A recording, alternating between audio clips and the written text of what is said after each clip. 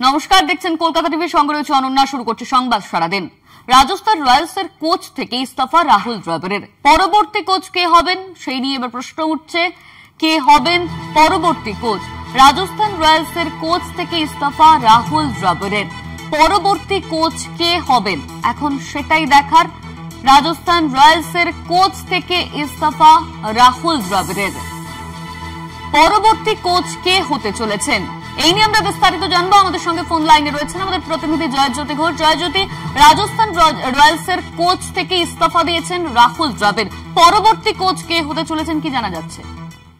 দেখো, এখনো পর্যন্ত যা খবর যে রাহুল দ্রাবিড়ের ইস্তফা নিয়ে কিন্তু চাপানোতর চলছে এবং আজকে হঠাৎ করেই রাহুল দ্রাবিড়ের এই ইস্তফা অনেকেই অবাক করেছে।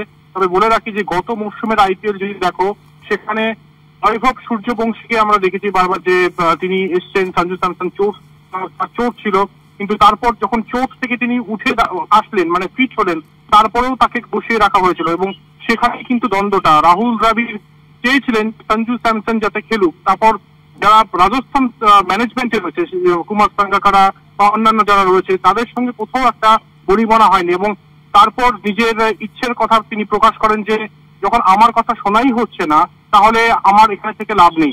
তারপর যখন বলা হয় যে তিনি করবেন না এই কোচিং এর দায়িত্ব, তিনি সেখান থেকে অব্যাহত যখন চান, তখন সেই সময় তাকে আরো বড় দায়িত্ব দেওয়ার প্রস্তাব দেয় রাজস্থান কর্তৃপক্ষ, কিন্তু সেখান থেকেও অব্যাহতি চেয়েছেন রাহুল শরৎ দ্রাবিড়। তাই এটা স্পষ্ট হয়ে যাচ্ছে যে রাহুল দ্রাবিড়কে নিয়ে একটা চাপানোতর এবং একই সঙ্গে সঞ্জু স্যামসনকে নিয়ে। সঞ্জু স্যামসন এই কিছুদিন আগেই বলে দিয়েছেন যে তিনি মানে ফ্রি প্লেয়ার হতে চান, তিনি রাজস্থানে খেলতে চান না।